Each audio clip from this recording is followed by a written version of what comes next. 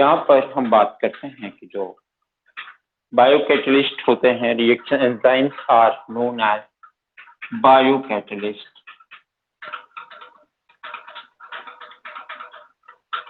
इसके डेफिनेशन हमने कल लिखवा दी थी आपको कि जो एंजाइम्स होते हैं बायोकैटलिस्ट होते हैं और ये बायोकेमिकल रिएक्शंस को स्पीड अप करते हैं। बायोकेमिकल रिएक्शंस को स्पीड अप करने के बाद ये इतनी डेफिनेशन हमने कल आपको पढ़ा दी थी फिगर बनवा करके। इसमें एक फिगर रिमाइंड करना थोड़ा सा, हमने आपको बताया था कि ये मान लिया यहाँ पर फूड रखा हुआ है, यहाँ पर एक सिंपल सा अमीबा है, अमीबा के अंदर ये न्यूक्लियस है, न्यूक्लियस के साथ साथ यहाँ पर दिस इज न्यूक्लियस, यहाँ पर ये मान लिया एक लाइसोसोम है इसमें। अब ये अमीबा इस फूड की तरफ मूव करेगा और मूव करने के बाद कुछ एक ऐसा स्ट्रक्चर बना लेगा। इस स्ट्रक्चर को हमने कल कहा था, आपसे को बताया था, this structure is known as pseudopodia. This structure is known as pseudopodia. Pseudopodia के हमने दो फंक्शंस आपको बताए थे। फर्स्ट कि ये जो होता है स्यूडोपोडिया जो होता है, ये स्यूडोपोडिया मूवमेंट में हेल्प करता है, मूवमेंट एंड लोकोमोशन में हेल्प करता है और साथ साथ फूड को कैप्चर करने में भी हेल्प करता है। तो दो फंक्शन स्यूडोपोडिया के, first helps in movement and locomotion and second function जो इसका था वो था कैप्चरिंग ऑफ फूड। अब इसके बाद ये जो स्यूडोपोडिया के थ्रू जब मूव करता है तो यहाँ पर फॉर्मेशन हो जाता है फूड वैक्यूल का, यानी कि this food is enclosed within membrane and this structure is known as food vacuole.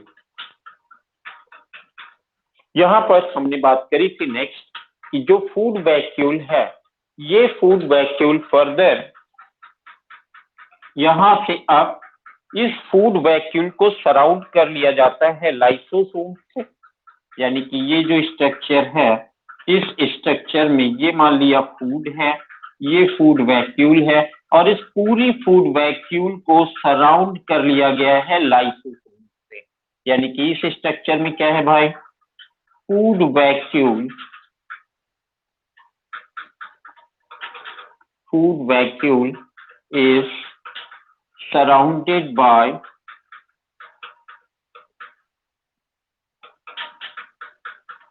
lysosomes। Food vacuoles ने सराउंड कर लिया है लाइसोसोम्स, लाइसोसोम्स ने सराउंड कर लिया है फूड वैक्यूल को। एक तरीका ये भी हो सकता था कि लाइसोसोम्स यहीं पर प्रेजेंट था ही, जैसे मान लिया लाइसोसोम्स मान लिया यहाँ पे प्रेजेंट है, दिस इज लाइसोसोम। अब ये लाइसोसोम क्या काम करता, ये लाइसोसोम इस फूड के ऊपर एंजाइम्स का सिक्रीशन कर देता और ये इसको डाइजेस्ट कर देता। लेकिन ऐसा नहीं हुआ। ऐसा इसलिए नहीं हुआ क्योंकि पिछले साल हम लोगों ने पढ़ा था कि lysosomes are also known as suicidal bag. तो जब वहां पर हमने देखा था कि अगर किसी भी कंडीशन में लाइसोसोम्स रप्चर हो जाते हैं, रप्चर हो जाएं, तो ये अपना एंजाइम सेल के अंदर रिलीज करेंगे।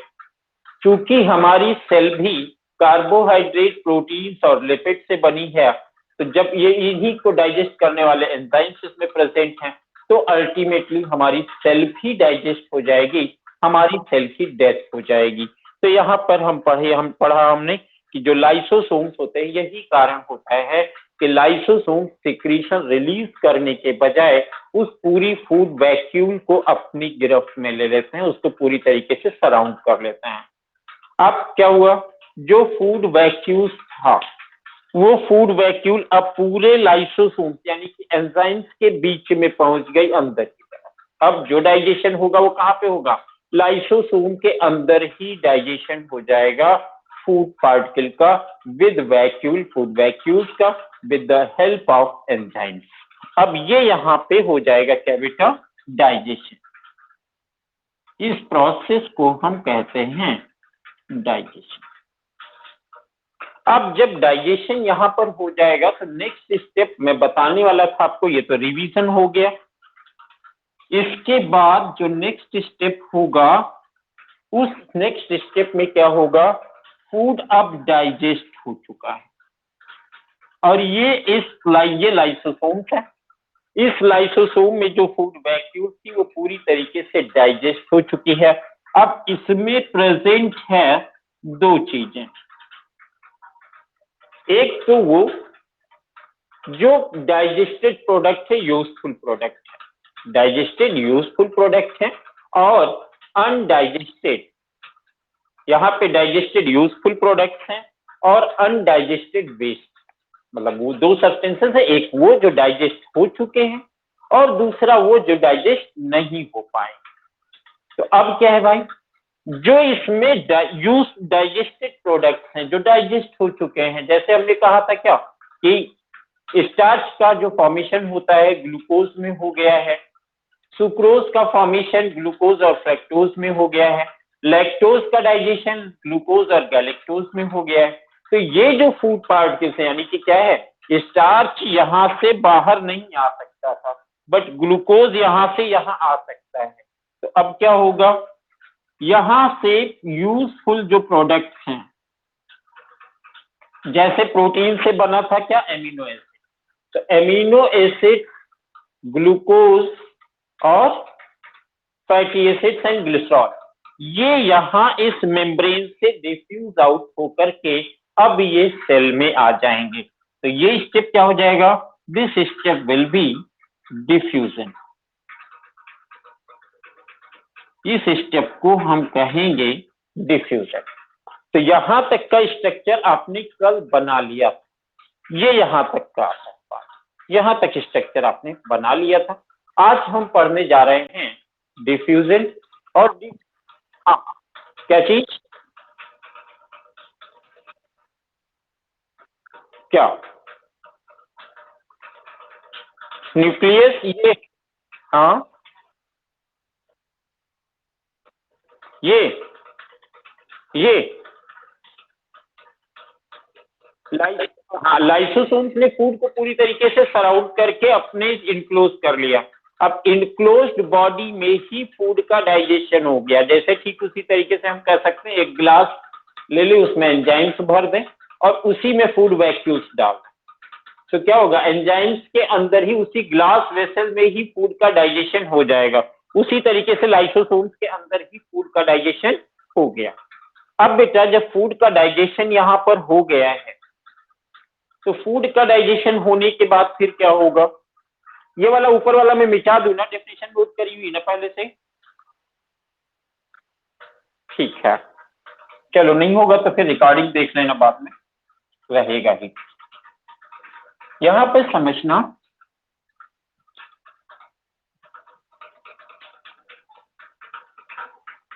हाँ, इस फिगर को मैं यहां लाने के बजाय मैं इसको ऊपर लेके चलता हूं।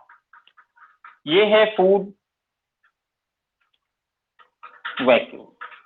अब ध्यान देना, ये जो सेल है ये यहाँ डाइजेशन हो चुका है। डाइजेशन होने के बाद अब क्या है, ये मान लिया सेल है अमीबा की, इस सेल के अंदर ये लाइसोसोम है। इस लाइसोसोम में दो सब्सटेंसेस प्रेजेंट हैं अब इस समय पे। दिस इज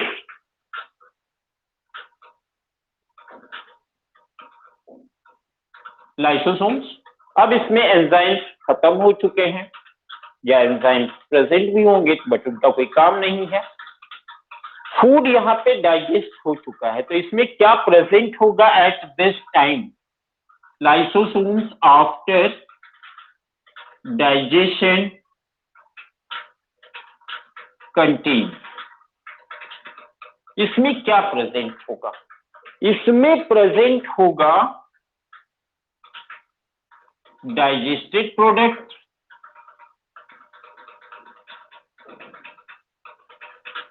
क्या प्रेजेंट होगा, डाइजेस्टेड प्रोडक्ट्स प्रेजेंट होंगे।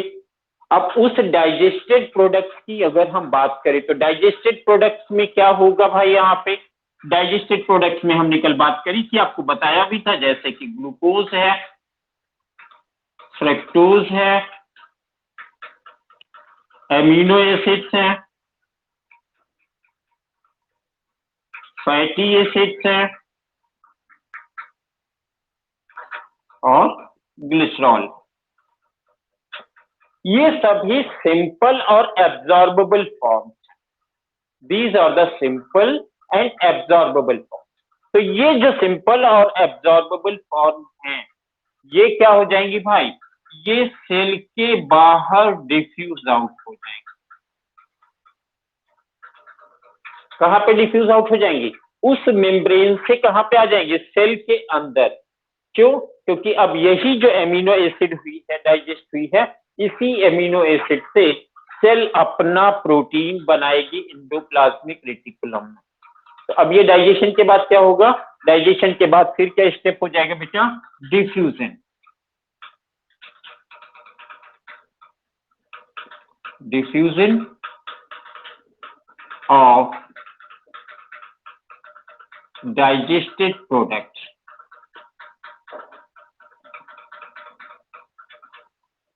ये हो जाएगी शेडिंग आपकी थर्ड। चलिए भाई, डाइजेस्टेड प्रोडक्ट्स अब सेल के अंदर आ गए, डाइजेस्टेड प्रोडक्ट्स अब सेल के अंदर आ गए। अब भाई इस वेस्ट में, इसमें अब क्या बचा होगा, अब इसकी बॉडी में यहां पर जो बचा होगा, अब इसमें बचा है अनडाइजेस्टेड वेस्ट। क्या बचा है यहाँ पे, अनडाइजेस्टेड, क्योंकि जो यूजफुल था डाइजेस्ट हो चुका था, सिंपल फॉर्म में आ गया था, वो सेल के अंदर पहुंच गया। अब अनडाइजेस्टेड वेस्ट को क्या करना होगा, बॉडी से बाहर निकालेगी, सेल बॉडी से बाहर निकालेगी। उसके लिए क्या करेगी भाई, उसके लिए ये करेगी, ये जो वैक्यूल है, ये वाली डाइजेस्टेड अनडाइजेस्टेड वेस्ट वाली, ये वैक्यूल धीरे धीरे मूव करना शुरू करेगी। इसको हम यहाँ पे इस तरीके से दिखा दें। मान लिया ये एक वैक्यूल है जिसमें अनडाइजेस्टेड वेस्ट है। अब क्या है, ये वैक्यूल धीरे धीरे प्लाज्मा मेम्ब्रेन की तरफ मूव करना शुरू करेगी। प्लाज्मा मेम्ब्रेन की तरफ मूव करना शुरू करेगी और प्लाज्मा मेम्ब्रेन की तरफ आकर के, यहां पर हमने आपको बताया था कि प्लाज्मा मेम्ब्रेन किसी भी स्ट्रक्चर से जुड़ सकती है और किसी भी स्ट्रक्चर से टूट सकती है। तो यहाँ पे प्लाज्मा मेम्ब्रेन क्या हुई, यहाँ पे आकर के इससे फ्यूज हुई, फ्यूज होने के बाद ये मेम्ब्रेन यहाँ पर ये डिसॉल्व हो गई, ये वेस्ट प्रोडक्ट जो था सेल से ये बाहर आ गया और अब ये लिमिटिंग मेम्ब्रेन बाउंड्री बन गई इसकी। तो ये हो गया क्या, this process is known as exocytosis. Cell से किसी भी मटेरियल का बाहर जाना, वो प्रोसेस कहलाती है एक्सोसाइटोसिस। सेल से बाहर जाना एक्सोसाइटोसिस, सेल के अंदर आना इंडोसाइटोसिस। ये यहाँ पे एक्सोसाइटोसिस का फेनोमेना है जो अनडाइजेस्टेड फूड प्रोडक्ट्स के लिए था। हाँ,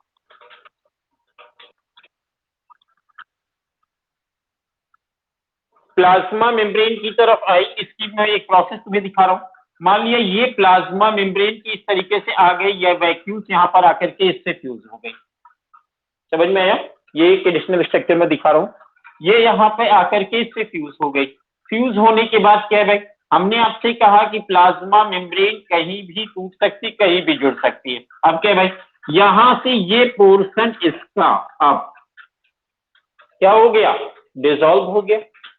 जब इसका ये पोर्शन डिसॉल्व हो गया तो फिर क्या हो गया, अब ये जो फूड प्रोडक्ट्स इसके अंदर थे ये बाहर आ गए, फूड प्रोडक्ट्स बाहर आ गए। अब क्या है, जब ये अब मेम्ब्रेन रिपेयर होगी, सारा फूड प्रोडक्ट्स जैसे जैसे बाहर आता जाएगा, ये मेम्ब्रेन यहाँ की तरफ शिफ्ट होती चली जाएगी ऐसे। तो अब क्या है भाई, ये फूड प्रोडक्ट्स बाहर, ये फूड प्रोडक्ट्स मान लिया अब यहाँ पे बाहर निकल गए। अब क्या है भाई, ये जो मेम्ब्रेन है ये धीरे धीरे इस तरफ शिफ्ट हो जाएगी और फाइनली एक मेम्ब्रेन बना लेगी। धीरे धीरे क्या स्ट्रक्चर बन जाएगा, ये स्ट्रक्चर एक ऐसा सिंपल सा स्ट्रक्चर पूरा का पूरा बन जाएगा। समझ में आया साक्षी? हाँ,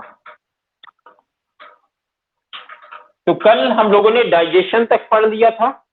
आज हम ये फिगर इतना ड्रा कर लो, ये फिगर ड्रा कर लो उसी के आगे, और इसको लिख देंगे हम डिफ्यूजन। और ये पूरा ये फिगर यहाँ से यहाँ तक का ड्रा कर लो, फिर मैं डिफ्यूजन और एक्सोसाइटोसिस के डेफिनेशन लिखवा देता हूँ। ये इतना काम कर लो।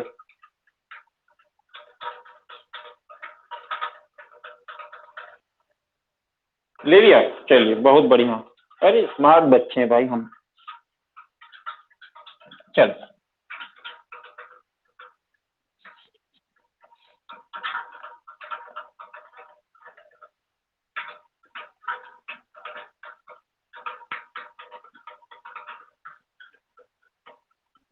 साक्षी, अब्दुल्ला वगैरह कुछ बच्चे हैं जो नहीं ज्वाइन कर पा रहे हैं, क्या दिक्कत है? इनको ज्वाइन नहीं कर रहे हैं या?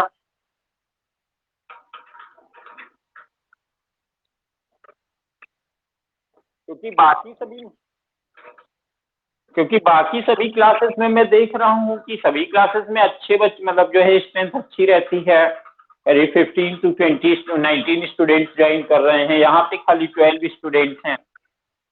इवेंट की मीट पर इवेंट की मीट पर जब हम लोग क्लास लेते थे तो मीट पे भी कम से कम 15 या 16 की स्ट्रेंथ रहती थी, कभी कभी 19 तक भी गई है। तो टीचमेंट पे बच्चे नहीं ज्वाइन कर पा रहे हैं या कोई दिक्कत है ऐसी? अच्छा अच्छा, तो ये हो सकता है एक रीजन। चलिए, अब हम पढ़ते हैं यहाँ। हाँ हाँ, ठीक है।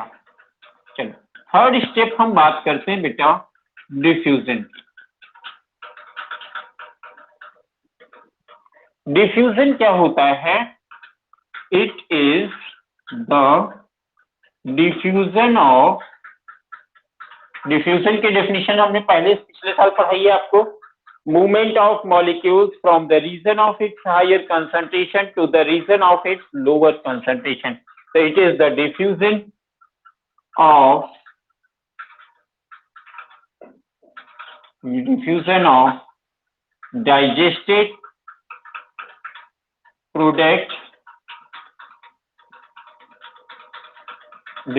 of digested product from vacuoles to the cell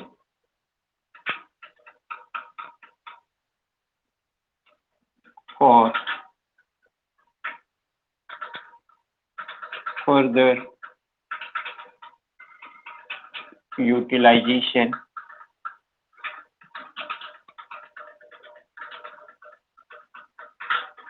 like respiration,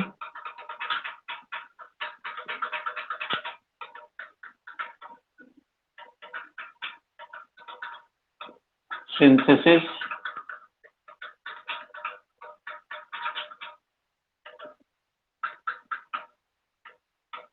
proteins, etc. तो यहाँ पे diffusion of digested product from vacuoles to the cell ये हो जाएगा। तो यहाँ पे डाइजेस्टेड प्रोडक्ट्स क्या हो जाएंगे भाई? एग्जांपल्स हम आपको लिखवा दें। डाइजेस्टेड प्रोडक्ट्स की जब हम बात करेंगे तो यहाँ पे हो जाएगा glucose, fructose, amino acid, glucose, fructose, amino acid.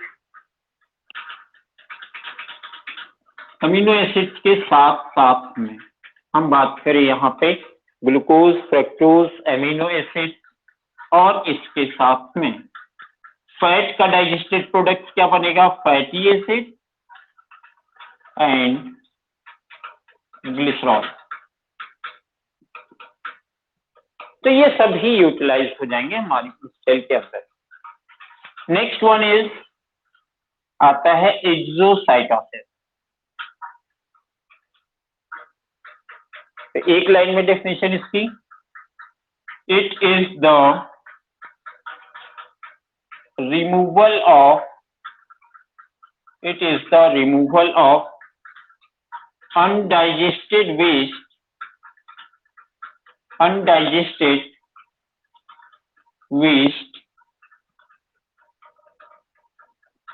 from the cell। इसमें क्या होता है, vacuole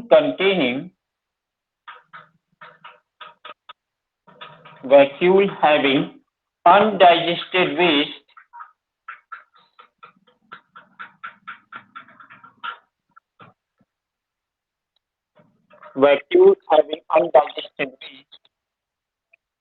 move towards मूव कर जाती है किस साइड में, move towards plasma membrane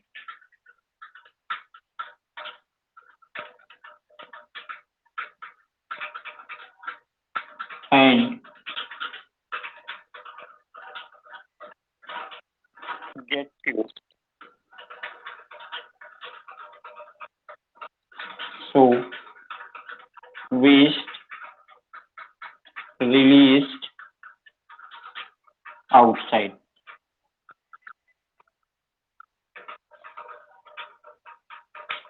Now take the screenshot।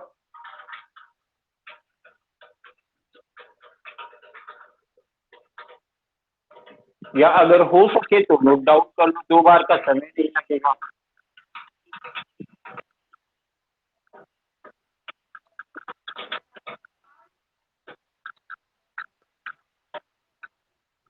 हाँ,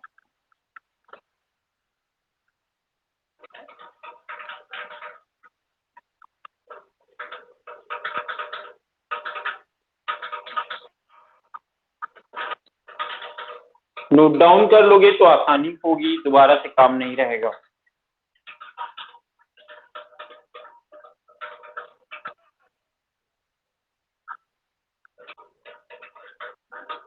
क्या आ गया,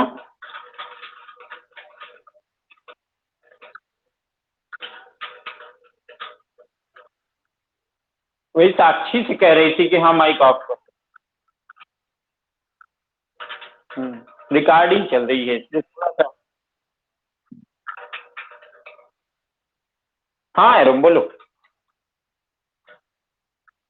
हाँ हाँ,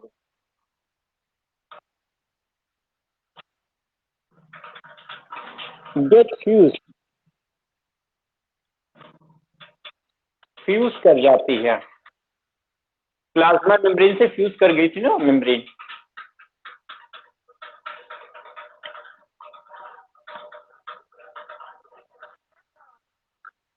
क्या,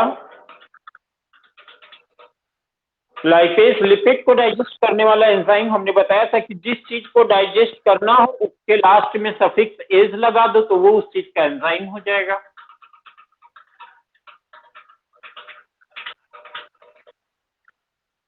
हाँ बहुत अच्छे। सर,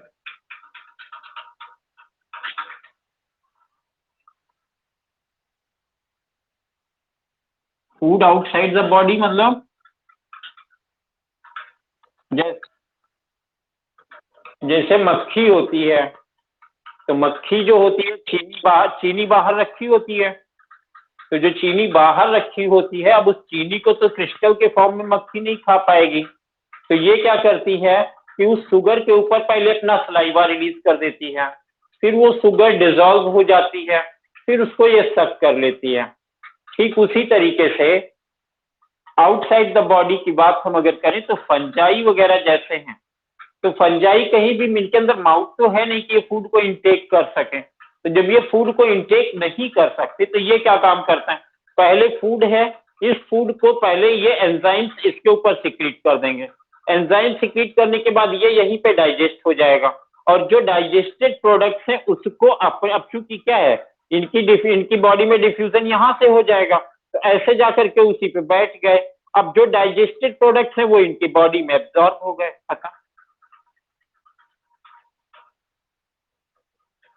समझ में आया।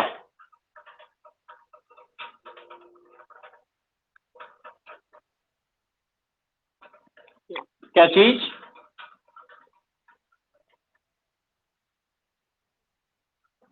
ठीक है कि हाँ, और क्या, नहीं समझ जाओगे, ऐसा कुछ नहीं है।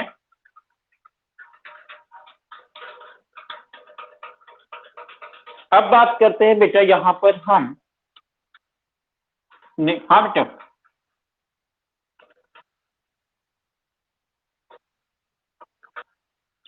नहीं नहीं, बॉडी के बाहर नहीं होता, वहां पे विद इन बॉडी होता है, बशर्ते अभी जो हमने पढ़ा within cell, intracellular digestion पढ़ रहे थे अभी हम, अमीबा के केस में था।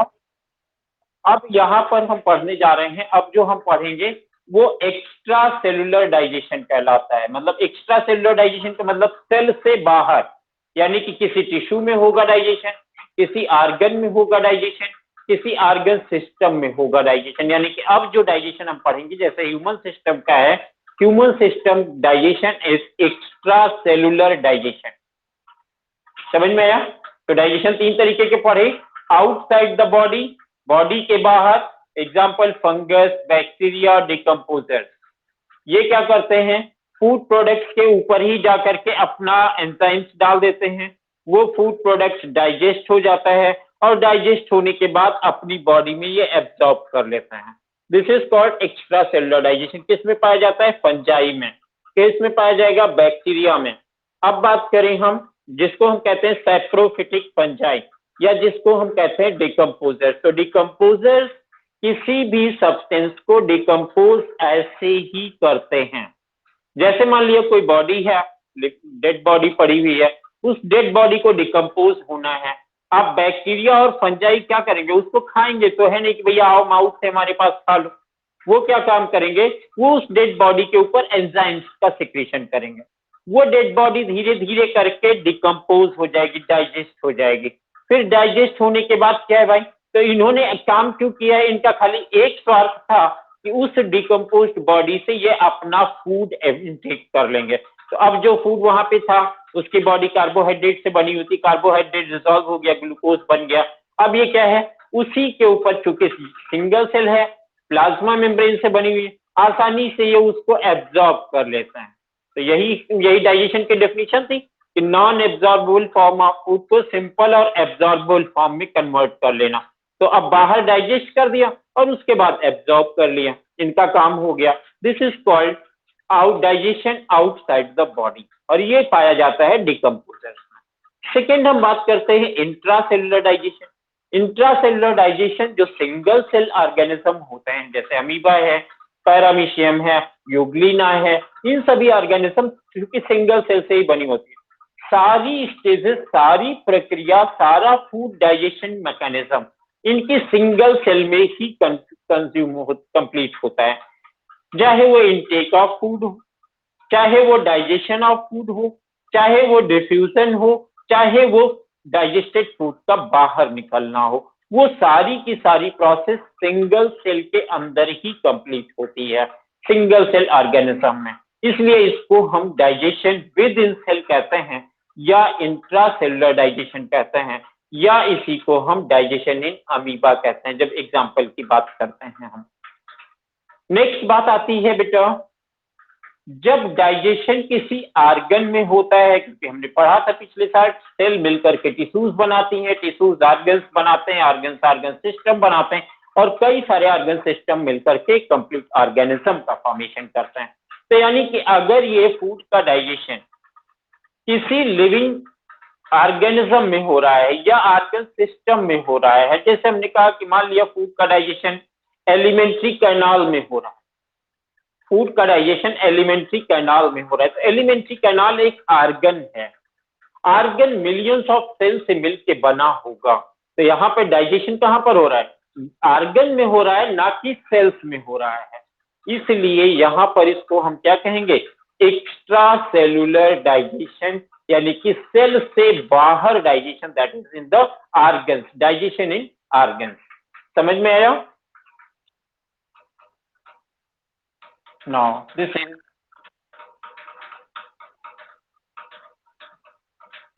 digestion in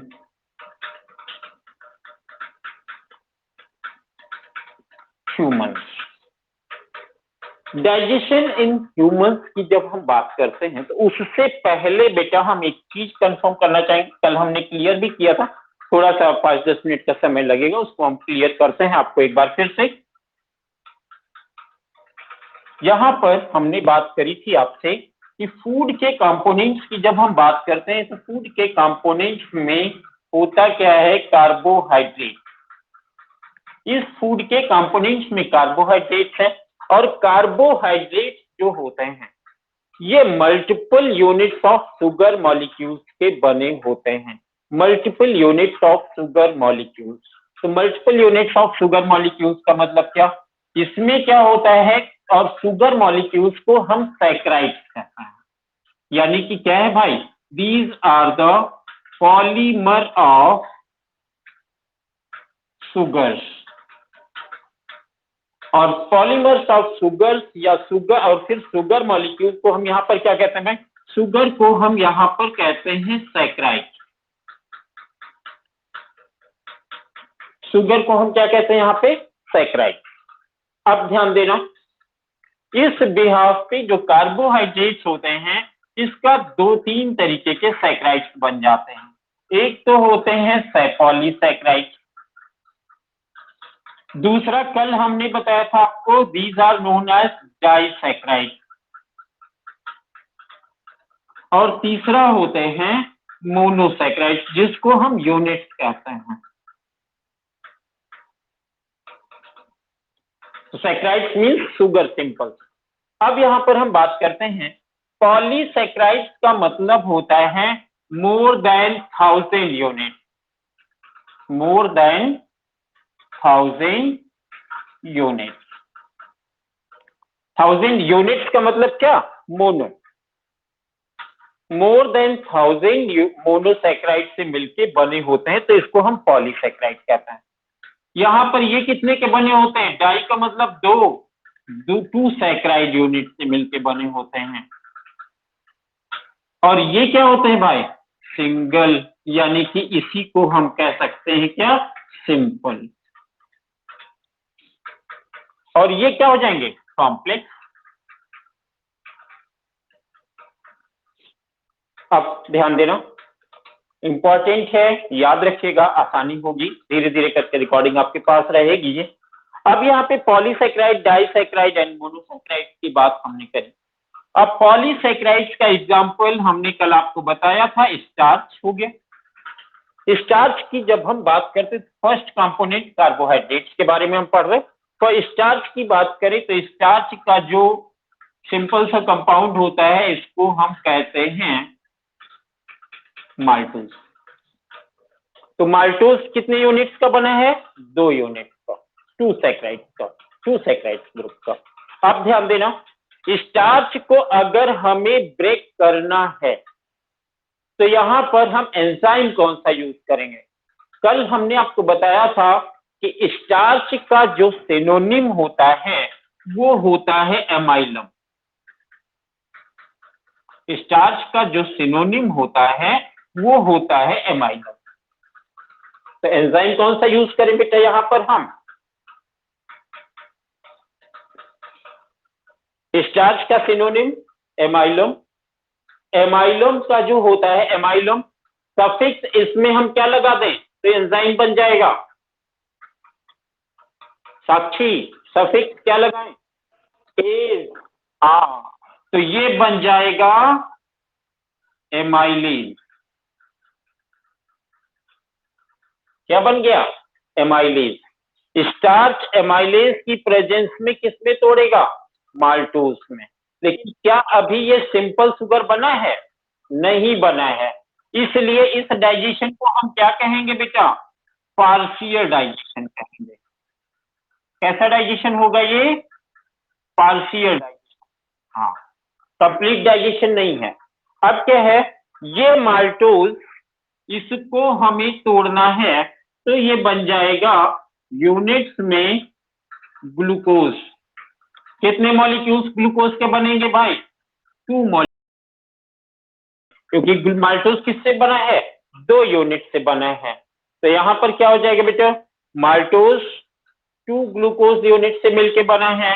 यहां पर इसको हम लिख सकते हैं ग्लूकोज प्लस ग्लूकोज, ये सिंपल शुगर हो गई। अब क्या भाई, यहां पर कौन सा एंजाइम यूज कर दे, फटाफट बता दीजिएगा।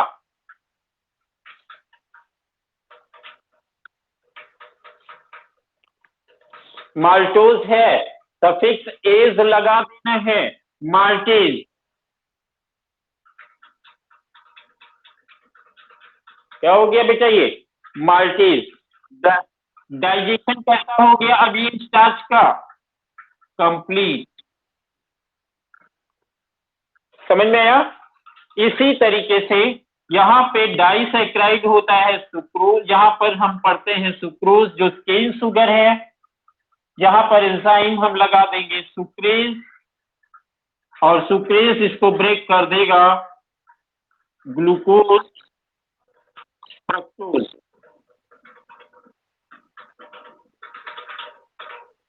थर्ड, यहाँ पर हम मिल्क शुगर की बात कर लें, लैक्टोज की। तो लैक्टोज यहाँ पर मिल्क शुगर है।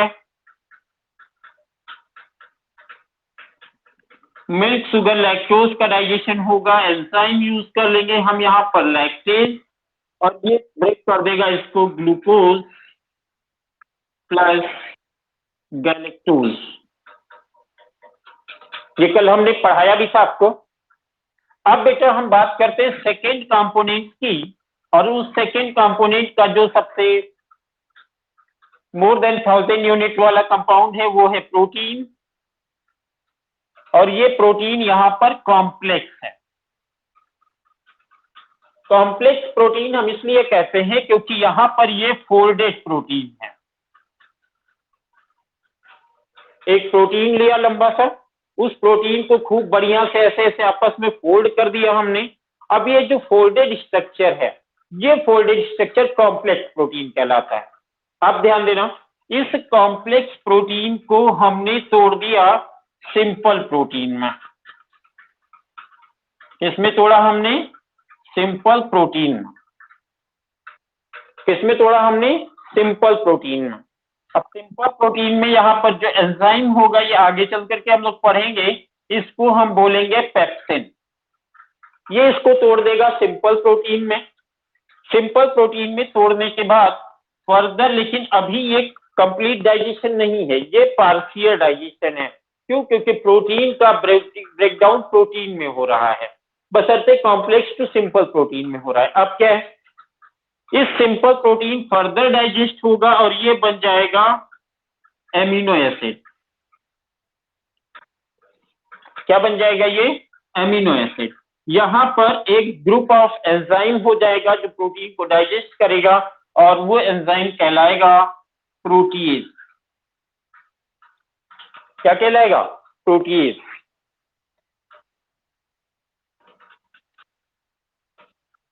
प्रोटीन, हाँ अब यहाँ पे एक लाइन लिखी है, protease is the group of enzyme, protease is the group of enzyme consist of many enzymes।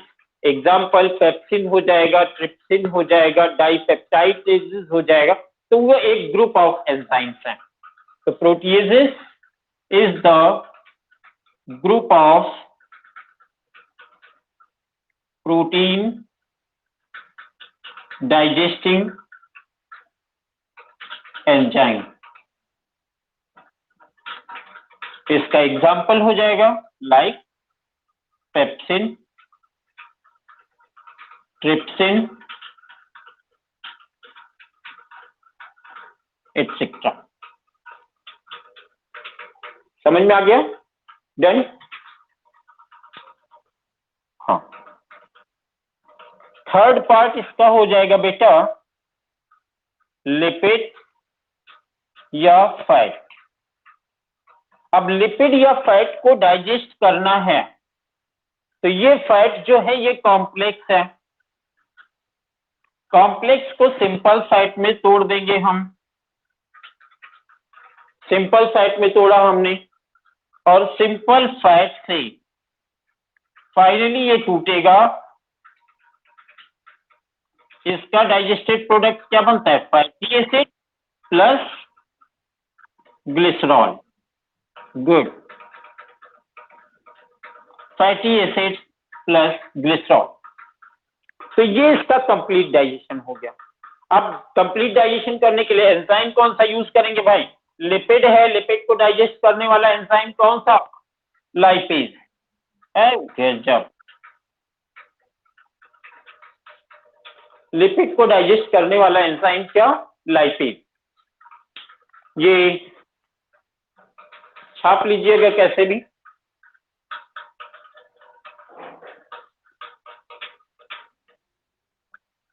हाँ बेटा,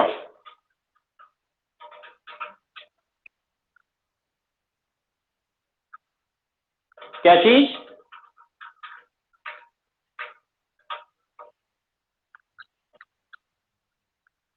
हाँ हाँ, रिकॉर्डिंग उसी ग्रुप पे आ जाएगी बेटा, रहेगी उसमें। हाँ,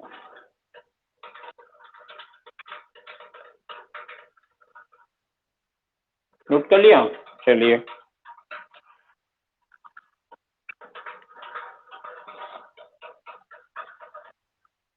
हाँ हाँ। अब डाइजेशन पढ़ना समझना कितना आसान हो जाएगा हम लोगों के लिए। बस खाली पार्ट्स देखने हैं, किस चीज का डाइजेशन होगा और कौन से एंजाइम्स लगेंगे, बस।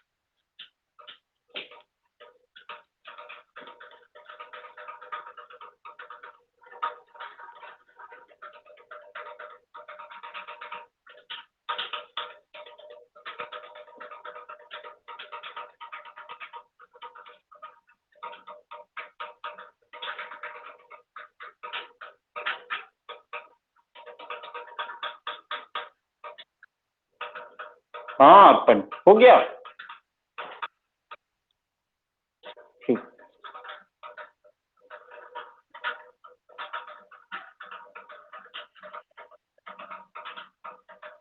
एरम अच्छे से पढ़ना, आपकी नंबर अच्छे आने चाहिए। अंजलि,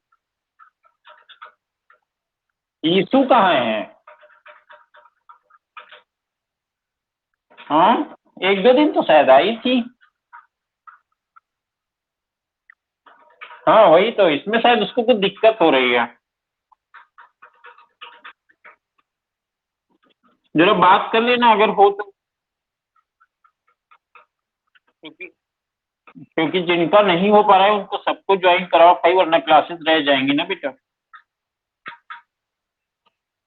हाँ, अच्छा, वो उसमें भी नहीं आ रही है? तो बस ये ध्यान रखना कि जो सभी बैच में जा रहे हैं उसमें से कोई एब्सेंट ना होने पाए, ठीक है ना? चलिए भाई, नेक्स्ट हम पढ़ते हैं डाइजेशन इन ह्यूमंस। जब हम ह्यूमन सिस्टम में डाइजेशन की बात करते हैं तो यहाँ पर जो डाइजेशन होता है, ये डाइजेशन आपको पता है कि ह्यूमन सिस्टम कैसे ऑर्गेनिज्म हैं? दीज आर हेट्रोट्रॉप, हेट्रोट्रॉप्स हैं। फूड का ये इंजेक्शन करते हैं, इसलिए होलोजोइक न्यूट्रिशन में आते हैं।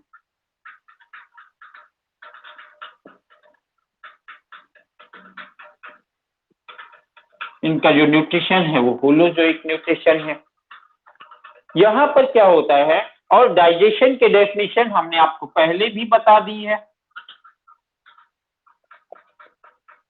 डाइजेशन के डेफिनेशन क्या है भाई? कार्बोहाइड्रेट यानी कि क्या है, अभी हमने लिखवाया था, क्या है कोई बोलेगा? हाँ, ब्रेकडाउन ऑफ, हाँ, ब्रेकडाउन ऑफ कॉम्प्लेक्स एंड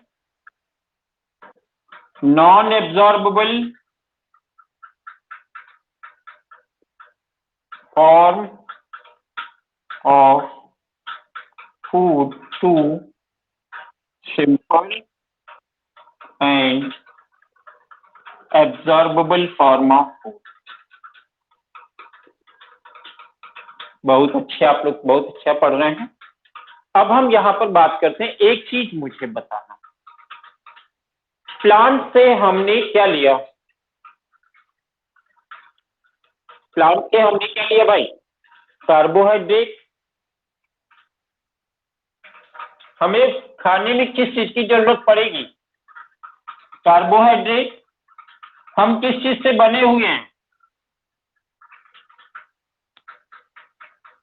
ये चलिए भाई बात करते हैं हम एनिमल सिस्टम की। एनिमल सिस्टम को अपनी ग्रोथ रिक्वायर, ग्रोथ डेवलपमेंट और रिपेयर को पूरा करने के लिए किस चीज की जरूरत पड़ेगी बेटा, कार्बोहाइड्रेट की जरूरत पड़ती है। कार्बोहाइड्रेट में हमने बताया है आपको कि ह्यूमन सिस्टम में जो यहाँ पे प्रेजेंट है वो प्रेजेंट होता है क्या, स्टोर फॉर्म ऑफ कार्बोहाइड्रेट क्या है, ग्लाइकोजन, पढ़ाया है मैंने। यहाँ पे भी इनको भी जरूरत पड़ेगी क्या, प्रोटीन की। इनके पास भी क्या है, फैट। एनिमल सिस्टम को यही तो चाहिए होगा, क्योंकि ये इन्हीं सारे कंपोनेंट से मिलके बने हैं। ठीक है, चलिए अब बात करें हम, प्लांट्स के पास क्या प्रेजेंट है, यही सारी चीजों के लिए फूड की डिपेंडेंसी है इनको, क्योंकि इनको कार्बोहाइड्रेट चाहिए, किससे चाहिए, प्लांट सिस्टम के पास, क्योंकि प्लांट्स के पास है।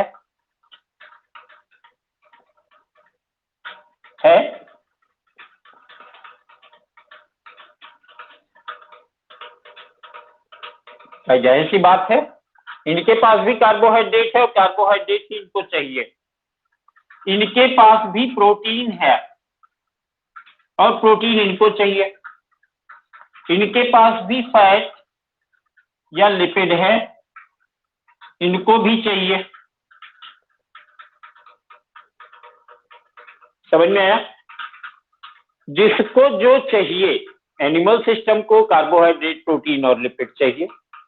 प्लांट के पास कार्बोहाइड्रेट और प्रोटीन और लिपिड है, तो क्या करना था, नेचर को ये इतनी बड़ी इंटेस्टाइन बनाने की क्या जरूरत, क्या जरूरत थी बीच में डाइजेशन को इन्वॉल्व करने की। डायरेक्ट एक कुछ ऐसा सा फिल्टर लगा देता नेचर यहां से, एक सिंपल सा फिल्टर लगा देता। उस फिल्टर में एक, माउथ के पास में एक बढ़िया सा फिल्टर यहाँ पे लगा देता और यहां से सीधा ब्लड के वेसल्स को जोड़ देता। हमें चाहिए था, हम थोड़ी सी पत्ती लेते, उस पत्ती को क्रश करते और क्रश करने के बाद उसी फिल्टर के, मतलब उसी फिल्टर के थ्रू पास करा देते। कार्बोहाइड्रेट, प्रोटीन, लिपिड्स और फैट, ये जितना भी प्लांट का प्रोडक्ट था, वो सारा सब कुछ फिल्टर के थ्रू ब्लड में पहुंच जाता, ब्लड के थ्रू हमारी बॉडी में, पूरी बॉडी में सर्कुलेट हो जाता, कंप्लीट कार्बोहाइड्रेट बॉडी, पूरी बॉडी को कार्बोहाइड्रेट मिल जाता, प्रोटीन मिल जाता, लिपिड मिल जाता, सब कुछ मिल जाता। और जो लीफ का अनवेस्ट प्रोडक्ट था वो उसी फिल्टर के थ्रू हम बाहर निकाल दिया करते। क्या जरूरत थी इस डाइजेशन प्रोसेस की, ना ये डाइजेशन होता, ना ये पापी पेट होता, ना हम लोगों को काम करने की जरूरत पड़ती। बताइए जल्दी फटाफट, इसका आंसर कौन करेगा, what was the need of digestion and how it was necessary. Simple सा प्रोसेस है, कार्बोहाइड्रेट इनके पास इनको चाहिए, इनके पास है, इनको प्रोटीन चाहिए, इनके पास फैट है, इसको फैट चाहिए। फिर उसके बाद इसको क्या जरूरत थी डाइजेशन की, कि इसको तोड़ो, पहले इसको फिर क्या करो, तोड़ो, इससे बनाओ ग्लूकोज और इससे बनाओ फ्रक्टोज, इससे बनाओ गैलेक्टोज और फिर इसके बाद फिर से इसको बनाओ। क्या जरूरत थी कि इस प्रोटीन को तुम तोड़ो एमिनो एसिड्स में और तोड़ने के बाद फिर इससे बनाओ, पहले इसको फिर इसके बाद फैटी एसिड्स और ग्लिसरॉल में तोड़ो,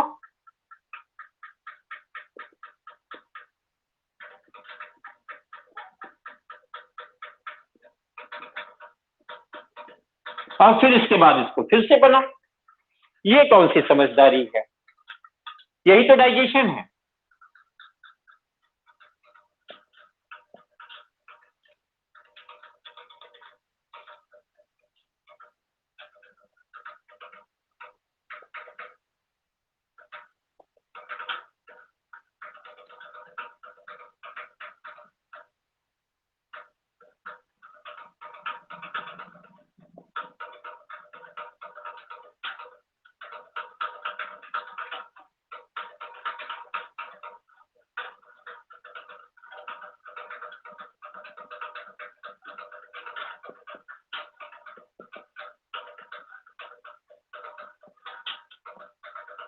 हाँ जी, फटाफट कौन बताएगा?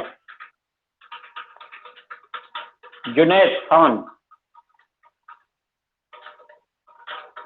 अंजलि, आज्ञा, साक्षी, रुसदा।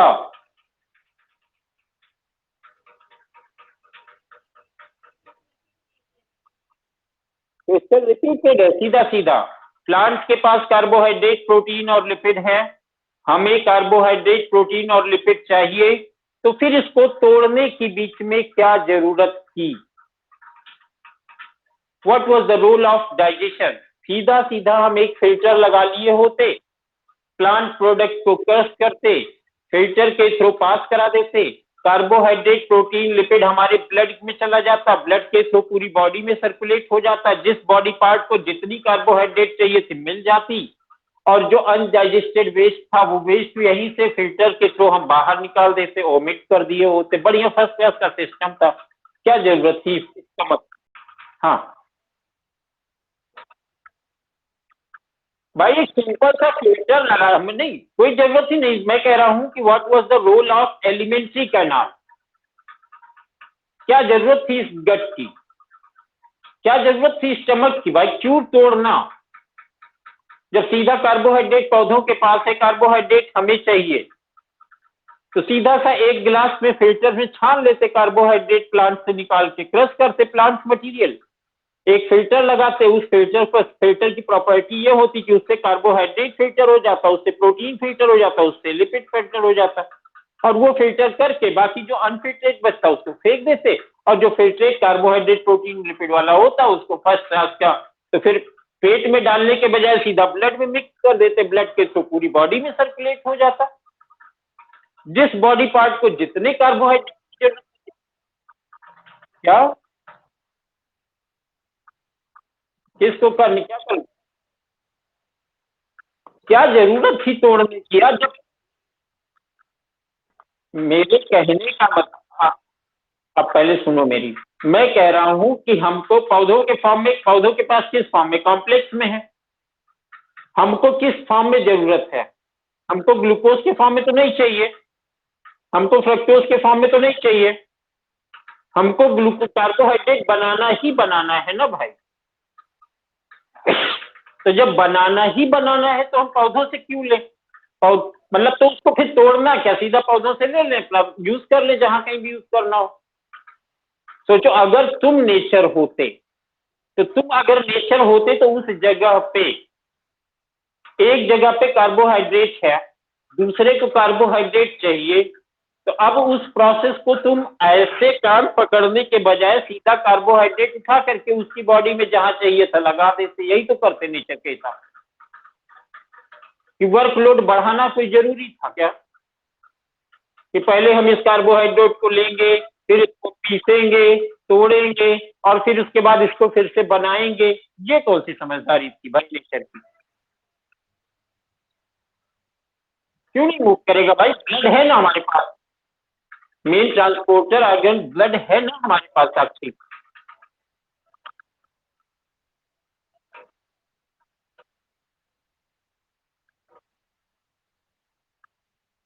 तो मानना चलो ठीक है, उसको हम ब्लड को और डाइल्यूट कर देते, या जो क्रश किया कार्बोहाइड्रेट को और पानी मिला करके डिजोल्व कर लेते, क्या दिक्कत है? आराम से बढ़िया मूव कर जाता। मतलब कुछ ऐसा, जब सब बना ही रहे थे तो एक एलिमेंट्री कैनाल सब्जी बना दी, न एलिमेंट्री कैनाल होती, न पापी पेट होता, ना हम सब बीमार होते हुआ करते, ना पेट दर्द होता, क्यों, न स्कूल जाने का बहाना होता। जल्दी बताइए।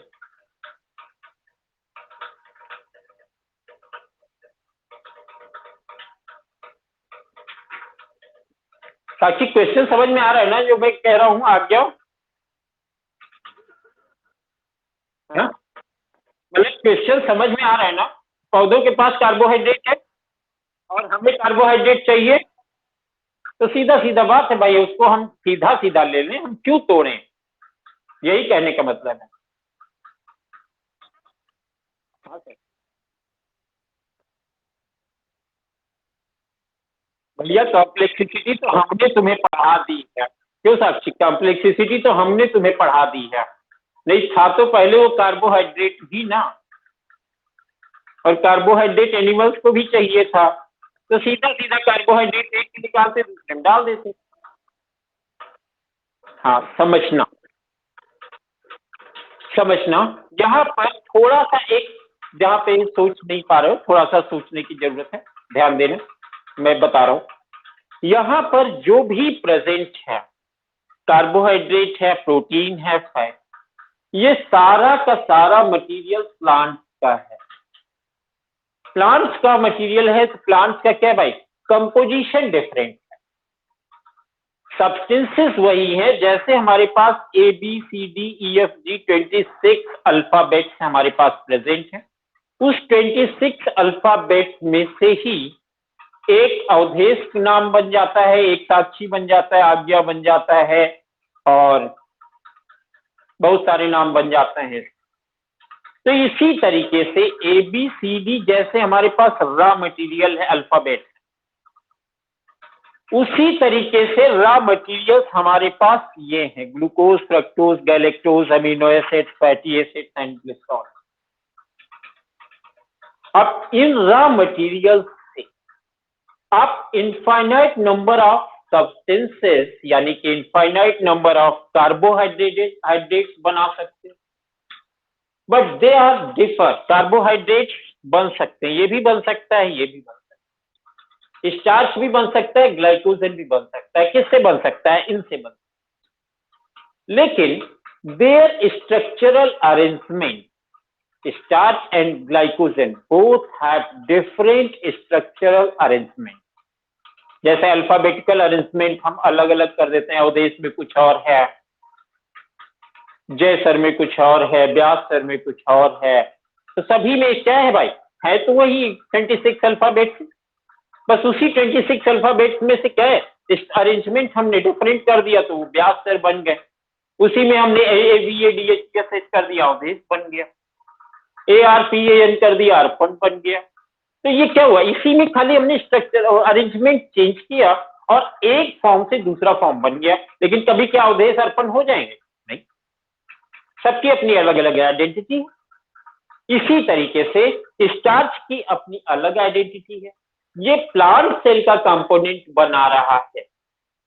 ग्लाइकोजन भी कार्बोहाइड्रेट है, बट इसका स्ट्रक्चर अरेंजमेंट, इसका स्ट्रक्चर, इसका कंफर्मेशन वो पूरी तरीके से डिफरेंट है।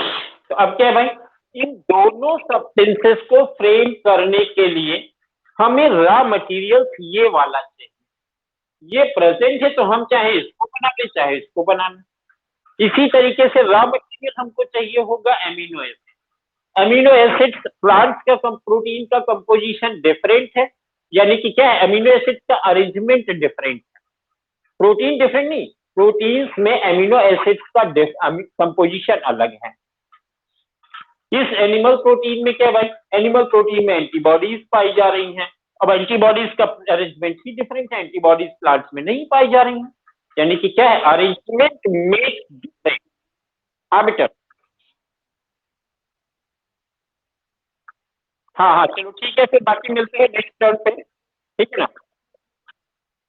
ओके बेटा।